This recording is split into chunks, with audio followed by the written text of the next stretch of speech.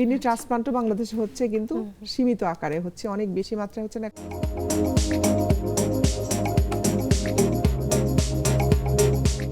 একজন মানুষ যখন হঠাৎ করে শুনবে যে তার কিডনিতে পাথর হয়েছে, এই পাথর হওয়ার বিষয়টা কি, যে কিডনির ভিতরে যে পাথর হচ্ছে সেটা কতটুকু আসলে বিপজ্জনক? আচ্ছা, কিডনি পাথর তো সচরাচর সবার হয় না।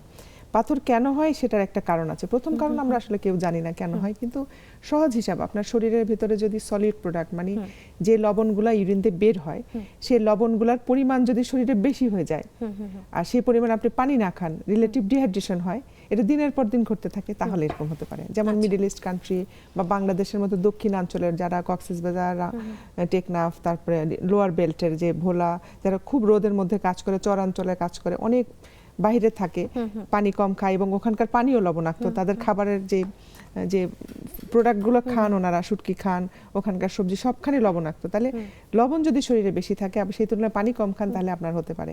অথবা আপনার এই দুটার কোনোটাই না, আপনি স্বাভাবিক খাচ্ছেন কিন্তু আপনার পাথর হচ্ছে, সেটা হতে পারে আপনার কিডনির মধ্যে এমন কোনো জন্মগত ত্রুটি আছে, কোনো একটা জায়গায় পানিটা এসে ধাক্কা খায়, তারপর সে পাস করে যায়, কনজেনিটাল কোনো ডিফেক্ট থাকতে পারে, যেটার জন্য ওর উপর থেকে পাথর জমতে থাকবে।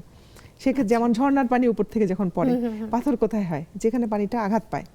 তাহলে উপর থেকে জোরে আসে, নিচে আঘাত পেয়ে যখন স্লো হয়ে যায়, তখন তার ভিতরকার গ্রাউন্ড ওয়াটার যেই কেমিক্যালগুলো আছে, সেই ক্রিস্টালগুলো জমা পড়ে। সেম জিনিস মানুষের শরীরে হয়। ইউরিনটা হবে, ইউরিন ফ্লো হয়ে যাবে, কিন্তু ইউরিন যদি কোথাও বাধাগ্রস্ত হয়, তাহলে মনে করেন মূত্রথলিতে যদি পাথর হয়, তখন আপনাকে জানতে হবে নিশ্চয়ই তার মূত্রথলির বাইরে বাধাগ্রস্ত হয়, পানিটা বের হয় না, তার মানে তার নেকে সমস্যা থাকে, স্ট্রিকচারে হতে পারে, প্রোস্টেটের সমস্যা হতে পারে। কারো যদি কিডনির নালীতে সমস্যা, পাথর ধরে নালীর নিচের জায়গায় কোথাও ব্লক আছে, যদি কিডনির ভিতরে পাথর হয়, তাহলে বুঝতে হবে কিডনির বাইরের রাস্তাটায় ব্লক আছে, হয় জন্মগত ব্লক অথবা বারবার ইনফেকশন, ইনফ্লামেশন হয়ে চেপে গেছে জায়গাটা। এই সেক্ষেত্রে কি চিকিৎসাটা দেওয়া কি সহজ? বাংলাদেশ সম্পূর্ণ পাথরের চিকিৎসা, কিডনির মানে যত অত্যাধুনিক চিকিৎসা আছে বাংলাদেশ প্রায় মানে শতকরা 95% চিকিৎসা বাংলাদেশে সম্ভব, ইনক্লুডিং ক্যান্সার, সবগুলো চিকিৎসা সম্ভব। কিছু জিনিস আমরা বাংলাদেশে এখনো সেই পরিমাণ চালু হয় না, যেমন কিডনি ট্রান্সপ্লান্ট।